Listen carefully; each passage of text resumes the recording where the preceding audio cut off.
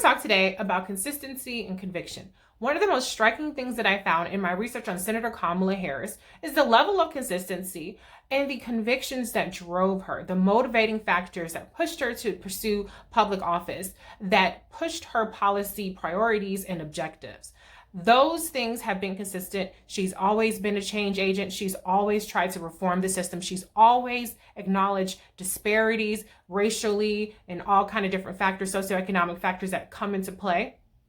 And she's always done the best that she could to try to remedy that.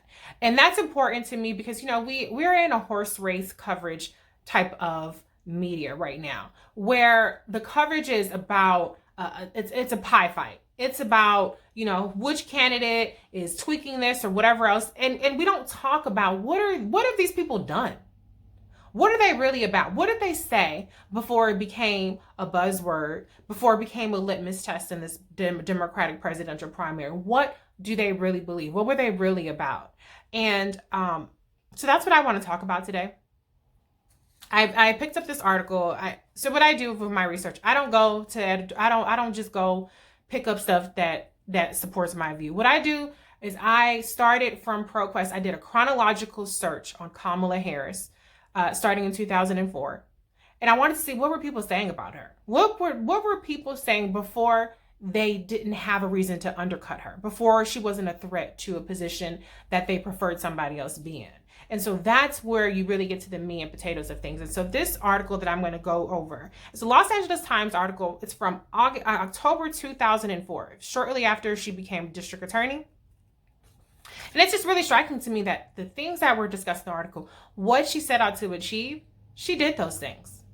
She kept her word. She pursued these objectives. She pursued it as district attorney. She pursued it as attorney general. She is pursuing it as a senator, and she will do these things as U.S. president. And so that is what I want to get into. I want to and it's not going to be overly long, but I'm not going to be able to fit it in 2 minutes and 20 seconds. So I'm giving this intro so that you know this is what's in store. Before I get into the article, though, I do want to just provide a little bit of context here. Kamala Harris was the first Black woman, first Black person, the first woman to be elected district attorney of San Francisco in 148 years. Okay? She was the first Black woman, Black person, first woman to be elected attorney general in 160 years of California. She was the first Black woman from the state of California, first Black person from the state of California, the first woman of Asian descent to be elected senator from the state of California. Only second Black woman to hold that position in 167 years in California's history. Okay? So when we talk about changing systems, reforming systems, that's a lot of history behind Kamala Harris before she even stepped into the door. Okay? That doesn't happen overnight. California is not this super liberal bastion in terms of criminal justice that people like to assume that it is. And so I just want to set that stage. Kamala Harris was a trailblazer. Okay, she had very high objectives, and she did an amazing job on achieving those things. But there were systemic barriers. It's a massive, massive system that we're talking about. California is a state of 40 million people.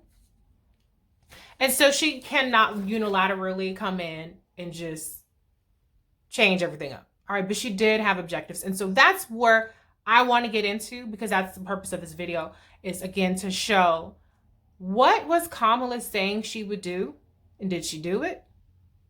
And how consistent is that with what she's saying now?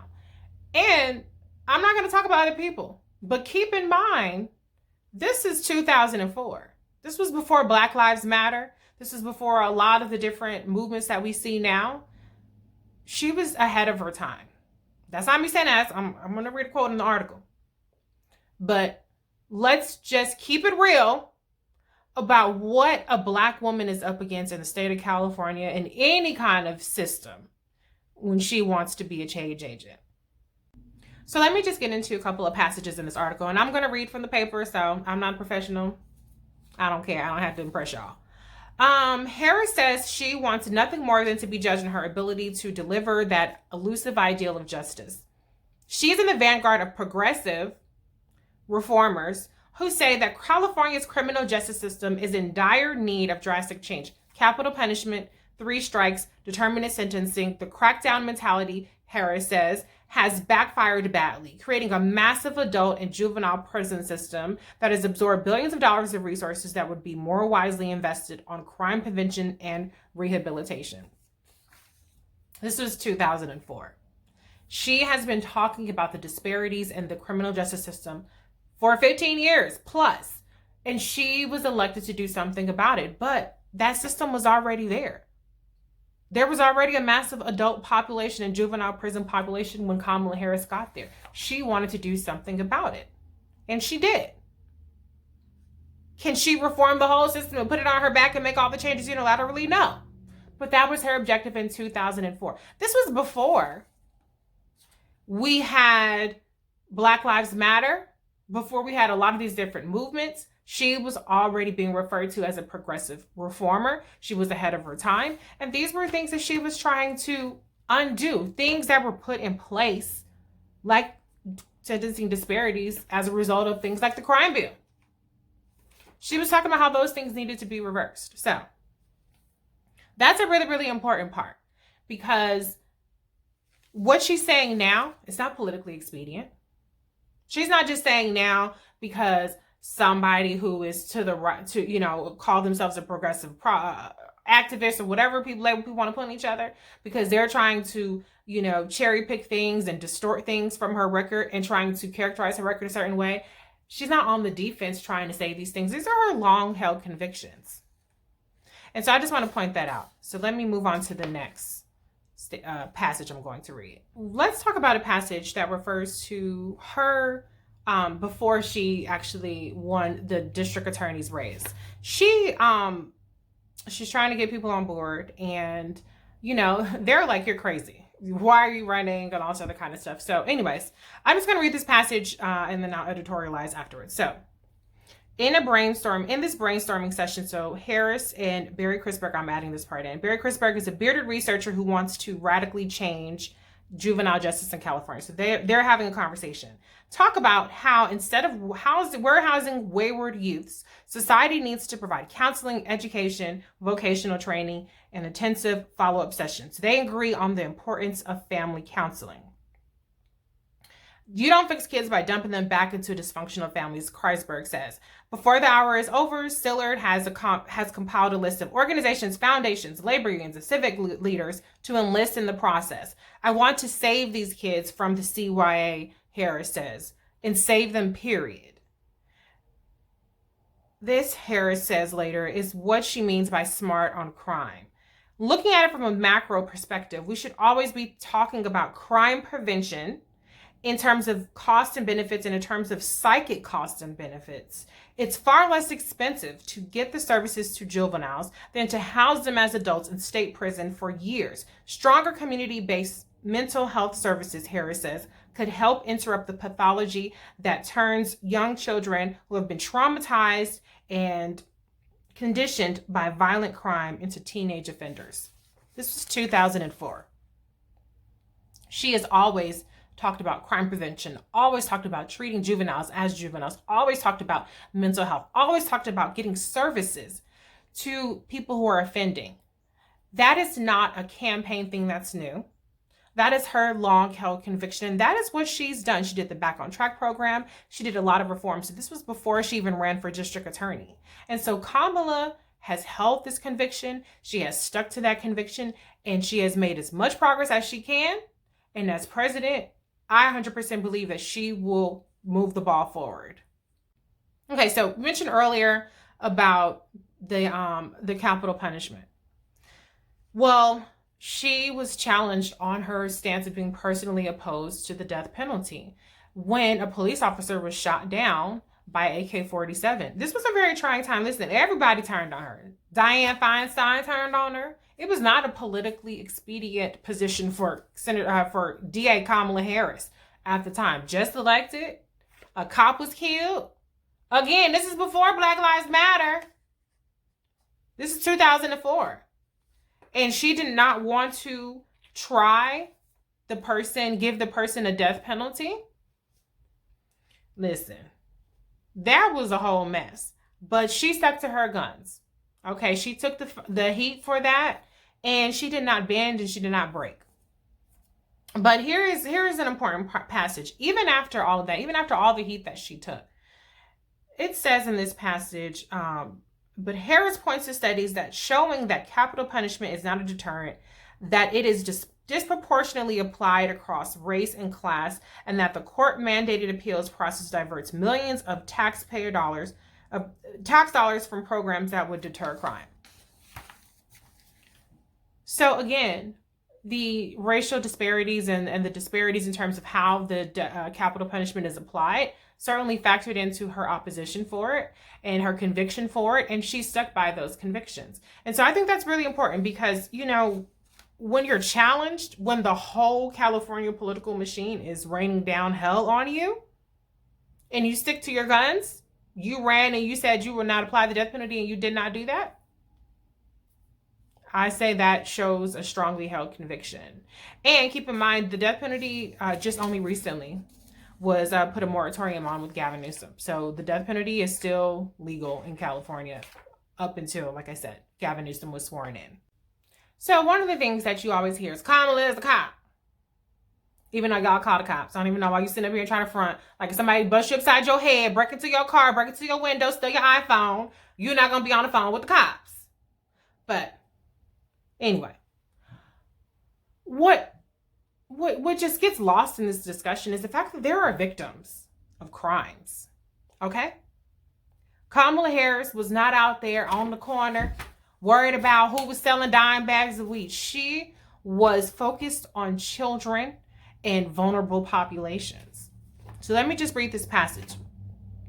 In 1998, Harris accepted a job in the San Francisco's city attorney's office. Placed in charge of its Children and Family Services Division, Harris turned her attention to teenage prostitution, co-founding a group called the Coalition to End the Exploitation of Kids.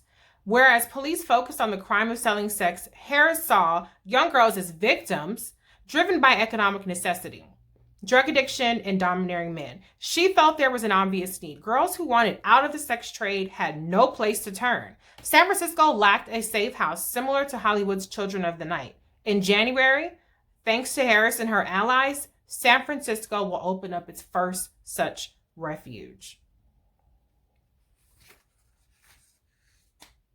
This was 2004. Okay? So long before it became something that's in style to talk about in terms of, Backpage or whatever else you want to talk about, Kamala was going after predators. And she changed the mindset in terms of looking at teenagers who were involved in this stuff as prostitutes, as criminals, and changed it into trying to get them help and get them out of this abusive system. And let me tell you something. If you want to say Kamala's a cop, Kamala kept people safe. She helped protect the vulnerable. And guess what? If you're out there raping people, raping kids, assaulting people, kids, women, children, your ass deserve to be locked up, period. So listen, I just pulled out a couple of passages from there. The entire article is really good. If you're interested in it, I hope I can find a link. This was from ProQuest. But the article title was In Search of Elusive Justice. As San Francisco's new district attorney, Kamala Harris is challenging orthodoxy, claiming that the crackdown mentality has not worked. Will her ideas for stemming California crime hasten or hinder her rise as a political star? This was Los Angeles Times, October 2004, October 24, 2004. Okay? That's what this is from. I didn't just make this stuff up.